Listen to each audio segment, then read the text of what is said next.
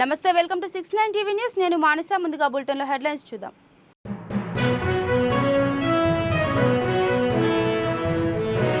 SLBC టన్నెల్లో 14వ రోజు కొనసాగుతున్న సహాయక చర్యలు. క్యాడవర్ డాగ్స్ బృందం సెర్చ్ ఆపరేషన్ చేస్తున్న అధికారులు.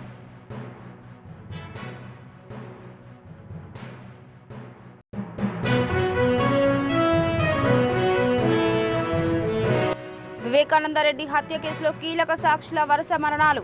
అనుమానాస్పద మృతిగా దర్యాప్తు చేస్తున్నామన్న కడప ఎస్పీ అశోక్ కుమార్.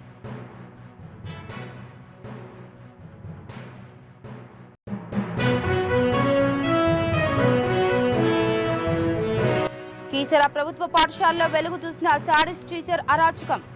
ఆటలాడేందుకు రాలేదని 8 మంది విద్యార్థులను వైర్తో చితకబాదిన పీఈటీ ఆనంద్.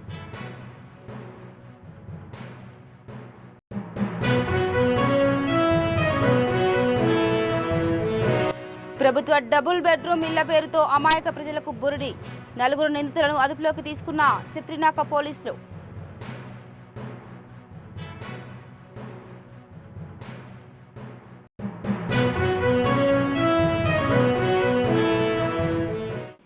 రైట్, ఇక డీటెయిల్స్కి వెళ్తే కూలిన ఎస్ఎల్బీసీ టన్నెల్ వద్ద సహాయక చర్యలు ముమ్మరంగా కొనసాగుతున్నాయి. ఈ రెస్క్యూ ఆపరేషన్ నేటితో 14వ రోజుకు చేరుకుంది. 8 మంది కార్మికుల ఆచూకీ కోసం గాలిస్తున్నారు. ఈ రోజు క్యాడవర్ డాగ్స్ బృందం టన్నెల్లోకి వెళ్లింది. టన్నెల్ తవ్వేందుకు అవసరమైన సామాగ్రితో పాటు 110 మంది సిబ్బంది లోనికి వెళ్లారు. 15 ఫీట్ల లోపల ఉన్న గుర్తించడం క్యాడవర్ డాగ్స్ ప్రత్యేకత. అన్వేషణ అనంతరం ఈ బృందం మధ్యాహ్నం టన్నెల్ నుంచి తిరిగి రానుంది. సంఘటనా స్థలిలో పరిస్థితులను Nagar Kurnool collector పర్యవేక్షిస్తున్నారు.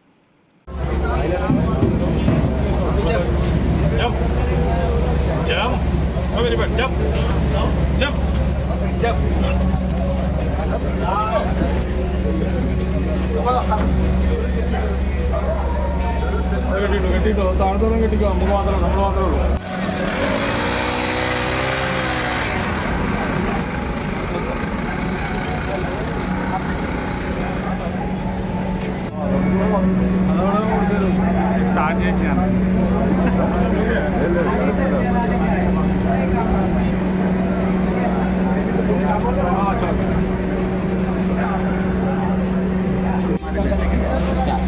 Water bottle water bottle ఇచ్చాం. వాటర్ బాటిల్ మిగిలిదా వెళ్ళు మాంచ ఫోన్ కొట్టే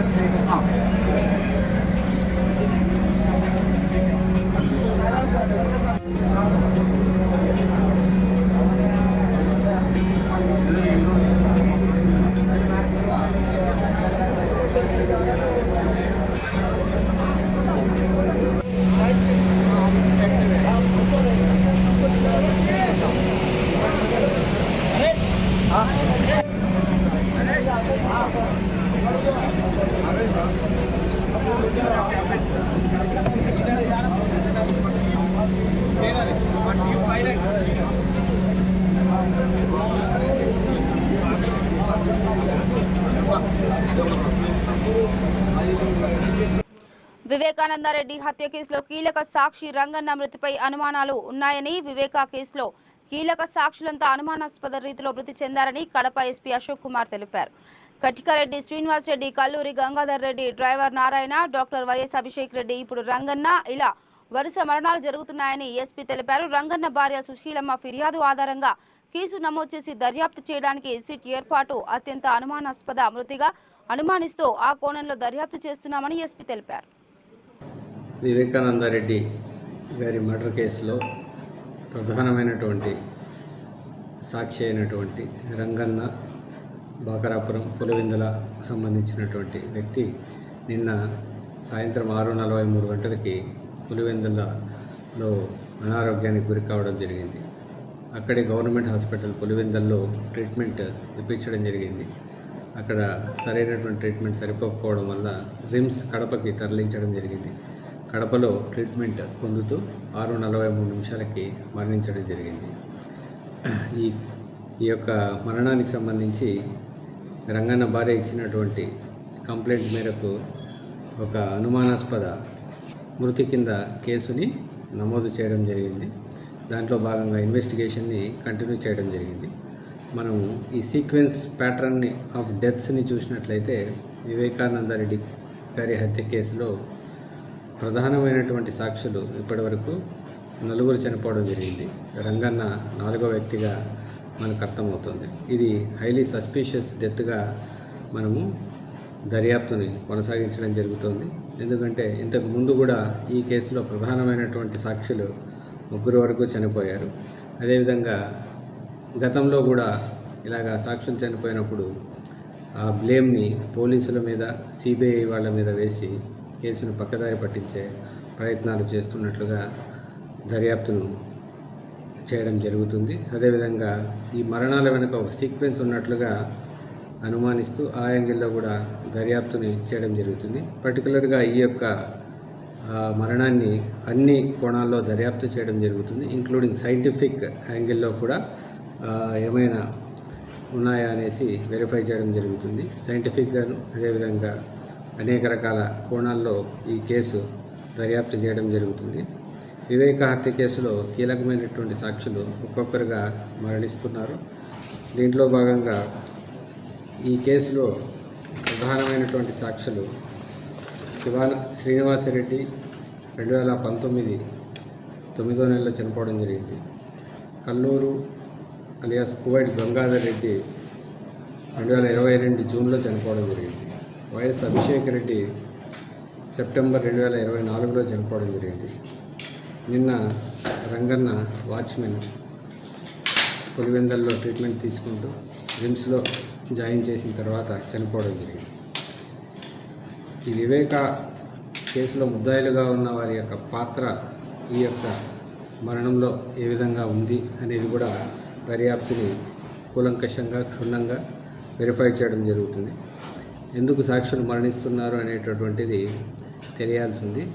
ఆ కోణంలో కూడా దర్యాప్తు కొనసాగుతుంది అనేసి తెలియజేస్తూ ఉన్నాను. ఈ విధంగా ఎప్పుడైతే ఈ సాక్షులు చనిపోతున్నారో దీని వెనుక పోలీసులు, సిబిఐ ఉన్నారు అనేటటువంటి బ్లేమ్ చేస్తున్నారు.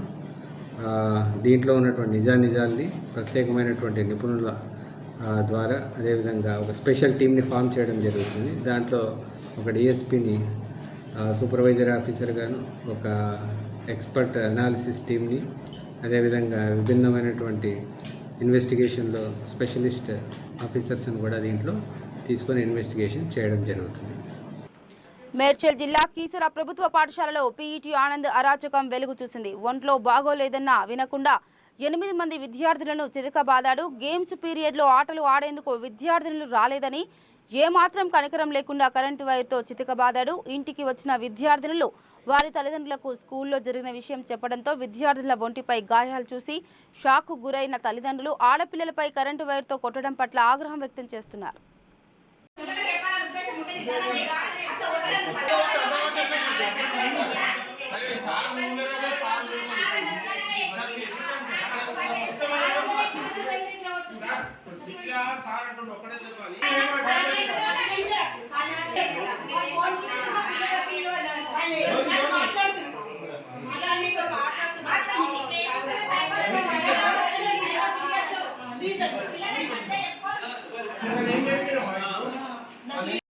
అందరం చేతి పట్టుకుని ఒక్కొక్క దగ్గర కొట్టుకొని వచ్చాను సార్. ఎవరైతే చేతి పట్టుకొని కూడా కొట్టాను సార్. చేయబట్టి దాంట్లో చేతి మీద కొట్టాను. ఎవరైతే బయటకి ఎవరు వస్తున్నారో వాళ్ళ పక్క మీద ఇట్లా తిప్పకుండా వస్తుంది చెప్పి దెబ్బ కొట్టి పంపించి కరెంట్ క్లాస్ పంపించాను. కరెంట్ నేర్చుకున్నాను. కరెంట్ నేర్చుకున్న తర్వాత క్లాస్ అయిపోయిన లాస్ట్ పీరియడ్ ఉంది. లాస్ట్ పీరియడ్ మొదలు 7th క్లాస్ వాళ్ళని ఆడిపించుకున్నారు sir.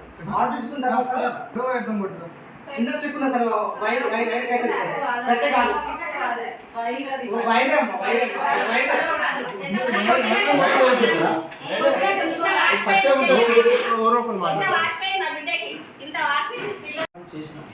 Caring is not a solution. ఇది అంటే ఇంటెన్సిటీ ఎక్కువ, దెబ్బ మీద ఇంటెన్సిటీ ఎక్కువ ఉంటేనే కానీ వాత వస్తుంది. ఇది జరగడానికి చోట జరిగితే ఇప్పుడు బట్ట లేకపోతే వాత రావచ్చు, బట్ట ఉన్నా వాత రావచ్చు. అంటే ఇంటెన్సిటీ ఎక్కువ ఉన్నప్పుడు బట్ట ఉన్నా వాత వస్తుంది. కాబట్టి కొట్టడం అనేది పొరపాటు, తప్పు లేదా పొరపాటు. కాబట్టి దానికి మీరు ఎక్స్ప్లెనేషన్ రాసి ఇవ్వచ్చు. తర్వాత నేను డిఓ గారిని పంపిస్తాను. ఓకే, అదొకటి ఖచ్చితంగా డిపార్ట్మెంట్ నుంచి. తర్వాత ఆడపిల్లలు మగపిల్లలు అంటే కొంత వెసులుబాటు ఉంటుంది. ఈ కాలంలో మగపిల్లలు కూడా ఎవరికి కొట్ట పరిస్థితి లేదు, కాకపోతే కొంత వెసులుబాటు ఉంటుంది ఆడపిల్లలు. ఆడపిల్ల ఎటువంటి గిల్టీగా ఫీల్ అవుతారు. ఒక దెబ్బ తిన్నా అంటే నేను ఎందుకు తిన్నా అనే గిల్టీ ఫీల్నెస్ వాళ్ళతో ఒక ఎక్కువ కోమలత్వం కాబట్టి మనం అది కూడా కొంచెం సమన్వయంతో ఆలోచన చేసుకోవాలి. ఒక మాట అనే ముందు వివిధ ప్రాంతాల్లో ప్రభుత్వ డబుల్ బెడ్రూమ్ ఇళ్లను అందించే పేరుతో అమాయక ప్రజలను మోసం చేస్తూ బాధితుల నుండి భారీ మొత్తాలను వసూలు చేస్తున్న 4 నిందితులను హైదరాబాద్ చిత్రినాక పోలీసులు అరెస్ట్ చేశారు. వీరి వద్ద నుంచి నకిలీ డబుల్ బెడ్రూమ్ కేటాయింపు లేఖలు, రబ్బర్ స్టాంపులు, లక్షల రూపాయల నగదు స్వాధీనం చేసుకున్నారు. ఇలాంటి మోసపూరిత మాటలు చెప్పి డబ్బులు వసూలు చేసే వారిని నమ్మవద్దని పోలీసులు కోరారు. इलाके में रहने वाला मेकल विजय और सुनील सिंह और 2 आदमी, ये लोग ये जो कॉमन पीपल को जो जरूरत है वो मिडिल क्लास एरिया में रहने वाला वो लोगों को डबल बेडरूम दिलाते बोल के वो लोगों को आस दिला के तकरीबन 200 लोगों से ज़्यादा लोगों को ये लोग पैसे वसूल करके वो लोग ज़्यादा 2 साल से ये लोग आज करते कल करते बोल के ये लोगों को घुमा रहे। और कभी थोड़े लोग कोई प्रेशर करे तो उसको लेके एमआरओ ऑफिस को जाना, आरडीओ ऑफिस को जाना, कलेक्टरेट को जाना, सेक्रेटेरिएट को जाना, जाके हम लोग आपका केस ही परस्यू कर रहे बोल के वो लोगों को यकीन दिलाने के चक्कर में वो लोग ऐसा घुमा रहे थे। तो थोड़े लोग बर्दाश्त नहीं होके ज़्यादा टाइट करे तो ये लोग क्या करे, रबर स्टाम्प्स बनाए आरडीओ का और थोड़ा आरडीओ का और गवर्नमेंट का बना के फेक अलॉटमेंट लेटर्स 200 तक अलॉटमेंट लेटर्स तैयार करके रखे। वो पूरे हम सर्चेस में ये पूरा बरामद कर लिया और 1 लाख कैश भी वो लोगों के पास हमको बरामद हुआ। ये जो मेकल विजय है सेम सिमिलर ऑफेंस में जुबली हिल्स में भी इनके ऊपर एक केस है। ऐसा डबल बेडरूम अलॉट कराते बोल के उन्होंने पहले भी ऐसा चीट करे सो है पब्लिक को।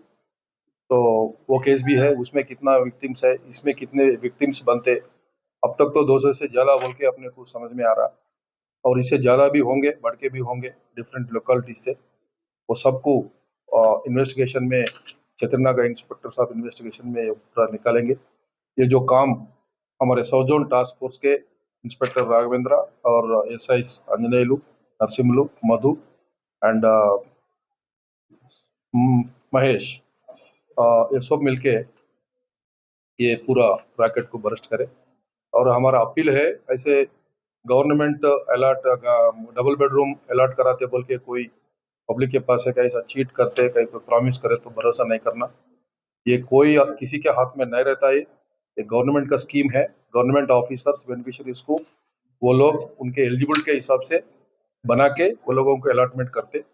ऐसे कोई आए तो इमीडिएटली फौरी हमारा पुलिस को, टास्क फोर्स को, लोकल पुलिस को, तो पुलिस कंट्रोल रूम को इमीडिएटली इंफॉर्मेशन देना, देके ऐसे लोगों को शुरू में ये लोगों का ऐसे लोगों का कुछ तमाशा है तो अपन वो लोगों को अरेस्ट करके वो लोगों को जेल में भिजाने के चांस रहते। वर्कर बोल के पोस्ट करती है नो, और सोशल वर्कर बोले तो बस्ती में इलाके में किसी को कुछ डेथ सर्टिफिकेट का जरूरत है, किसी को बर्थ सर्टिफिकेट का जरूरत है, वो कुछ कैश सर्टिफिकेट का जरूरत है। ये सब ये लोग जाके ऑर्डिनरी पीपल को पूरा नहीं मालूम होता। ये लोग रेगुलर ये तमाशा रेगुलर वहाँ जाने का एक बिजनेस करके ऐसा ये काम करते थे। तो ऐसे ही वो लोगों को भरोसा दिला के हम बेडरूम भी दिला सकते बोल के ये लोग ऐसा पब्लिक को चीट करने के लिए एक प्लान बना के लिए वो कुछ तो भी लेते होंगे। अभी इन्वेस्टिगेशन में मालूम होता है। 10,000 से 20,000 तक ले रहे बोल के। एंड ऑफ द पेमेंट कितना ले रहे? మద్యం మత్తులో 3 యువతులు రోడ్డుపై వీరంగా సృష్టించిన ఘటన గురువారం రాత్రి హైదరాబాద్లోని కేపీహెచ్బీ మెట్రో స్టేషన్ వద్ద చోటు చేసుకుంది. మద్యం మత్తులో ఉన్న 3 యువతులు కారుతో బీభత్సం సృష్టించి వాహనదారులకు ఇబ్బంది కలిగించారు. వేగంగా కారును నడపడమే కాకుండా ద్విచక్ర వాహనదారులను తమ కారుతో ఢీకొట్టారు. అనంతరం బైక్ను ఢీకొట్టడమే కాక వాహనదారుని యువతులు బెదిరించారు. దీంతో అసహనానికి లోనైన యువకుడు వారితో వాగ్వాదానికి దిగి అక్కడే డ్యూటీలో ఉన్న ట్రాఫిక్ పోలీసులను ఆశ్రయించాడు.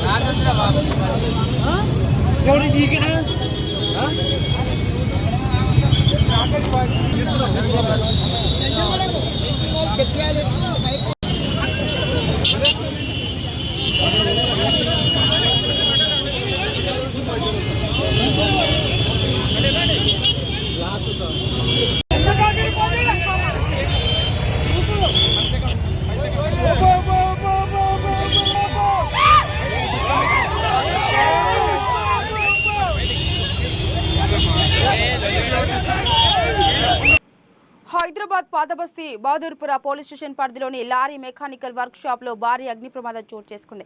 గతంలో కూడా ఇదే లారీ మెకానికల్ వర్క్ షాప్ లో ఒక అగ్ని ప్రమాదం సంభవించింది. మెకానికల్ వర్క్ షాప్ సమీపంలోని ఉన్న 3 అంతస్తు భవనంలో మంటలు వ్యాపించి చెలరేగడంతో స్థానికులు భయాందోళనకు గురయ్యారు. సంఘటన స్థలానికి చేరుకున్న ఫైర్ సిబ్బంది మంటలను అదుపులోకి తీస్తున్నారు.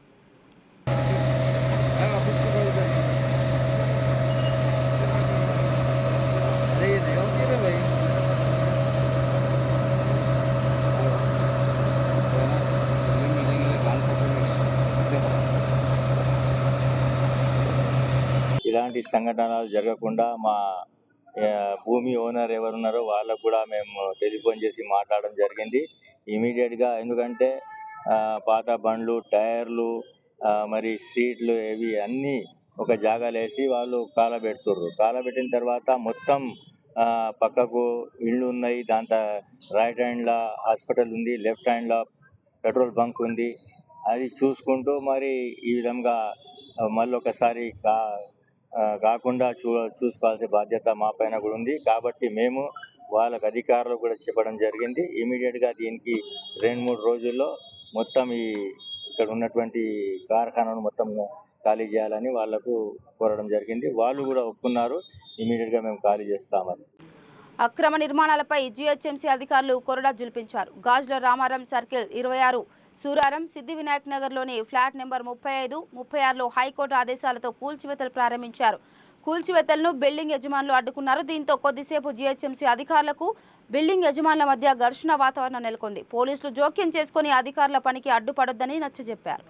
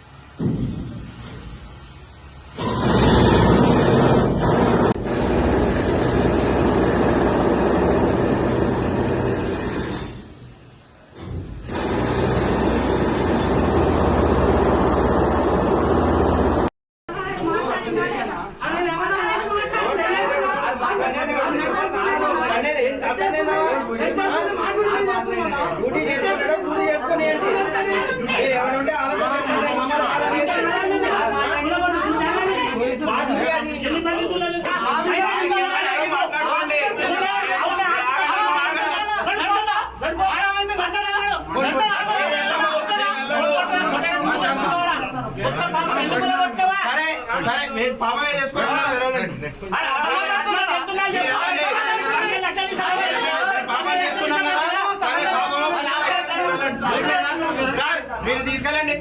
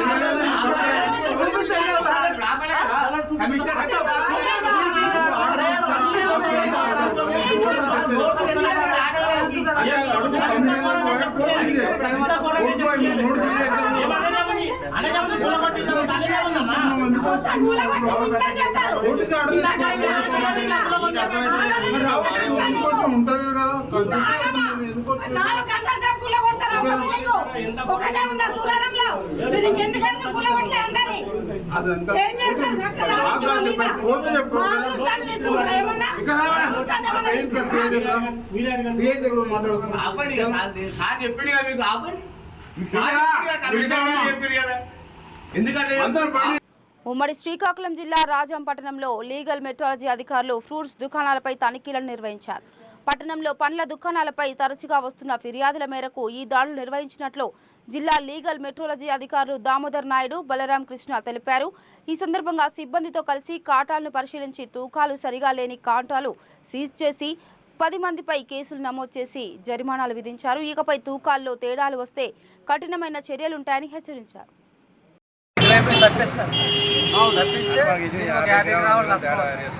మళ్ళీ ఇటువైపు కూడా ఇటువైపు తప్పిస్తారు.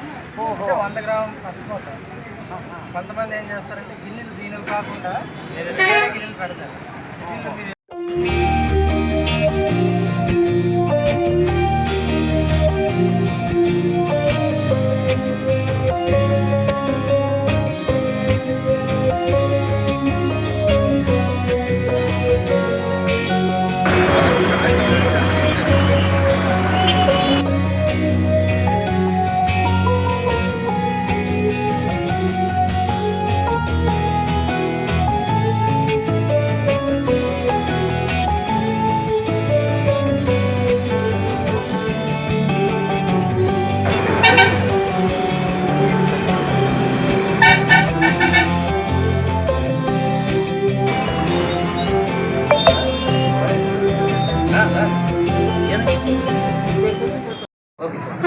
ఈరోజు రాజాం పట్టణంలో తరచుగా వస్తున్న పండ్ల వర్తకులపై ఫిర్యాదుల మేరకు మా joint controller legal metrology Visakhapatnam వారు, అలాగే deputy controller legal metrology Vizianagaram వారి ఆదేశాల మేరకు విజయనగరం ఇన్స్పెక్టర్ అయినటువంటి నేను, అలాగే బొబ్బులు ఇన్స్పెక్టర్ అయినటువంటి బలరాం కృష్ణ గారు కూడా సంయుక్తంగా దాడులు నిర్వహించి పండ్ల వర్తకులపై ఇప్పటి వరకు 10 కేసులు నమోదు చేయడం జరిగింది.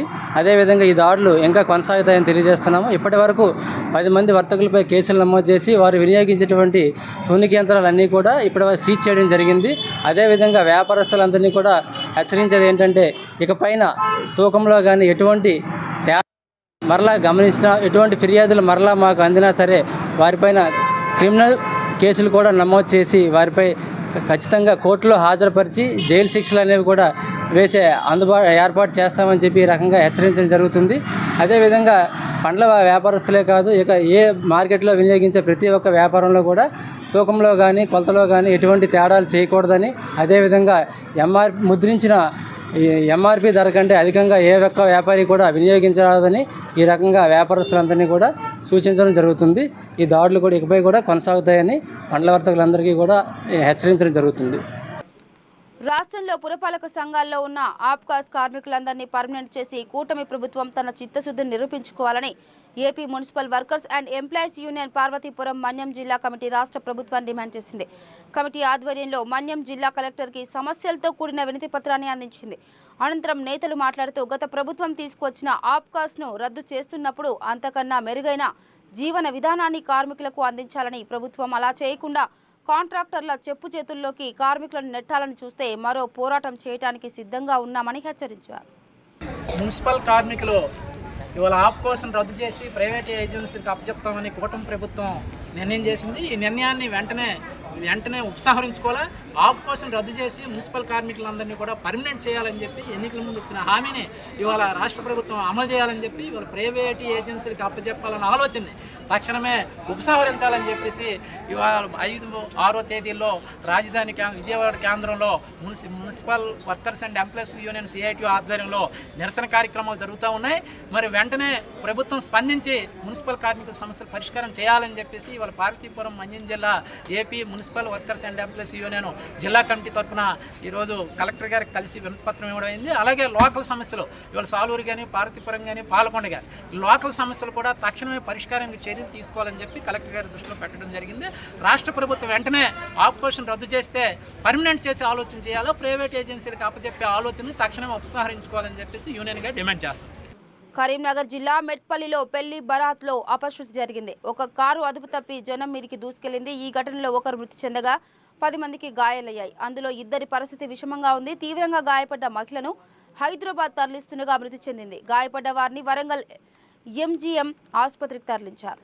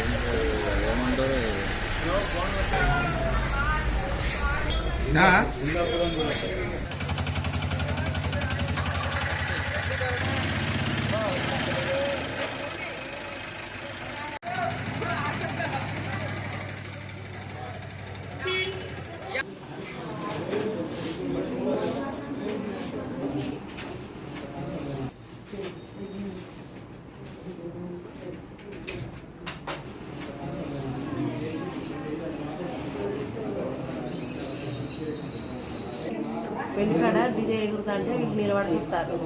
చూస్తుంటే ఆ పిల్లగాడు నాన్న ఇద్దరు ఉన్నారు. ఆ కారు వచ్చి కూర్చుంది. ఏ కారు? అమ్మాయి అబ్బాయి ఉన్న కారేనా? అదే కారు. ఎంతమందికి గాయాలని? చాలా మందికి అయింది. ఇప్పుడు ఇలా ఇక్కడ ముగ్గురు ఉన్నారు. కల్తాలో జౌద్రాకు 20 మంది దాకా అయినాయి. ఇక బులెటిన్ ముగించే ముందు హెడ్లైన్స్ మరోసారి.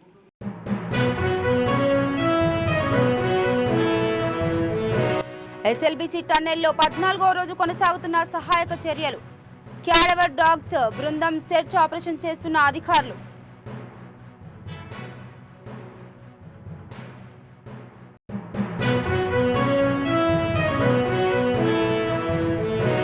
వివేకానందరెడ్డి హత్య కేసులో కీలక సాక్షుల వరుస మరణాలు. అనుమానాస్పద మృతిగా దర్యాప్తు చేస్తున్నామన్న కడప ఎస్పీ అశోక్ కుమార్.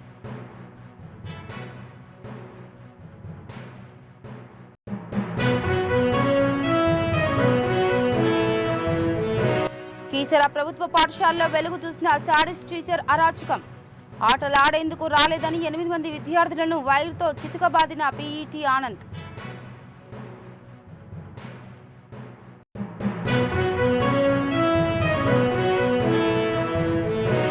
ప్రభుత్వ డబుల్ బెడ్రూమ్ ఇళ్ల పేరుతో అమాయక ప్రజలకు బురిడి.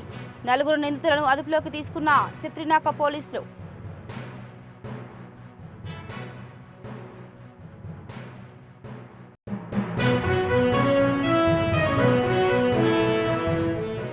ఇవి బులెటిన్ అప్డేట్స్. మరో బులెటిన్తో మళ్ళీ కలుద్దాం. అంతవరకు చూస్తూనే ఉండండి 69 టీవీ న్యూస్. నమస్తే.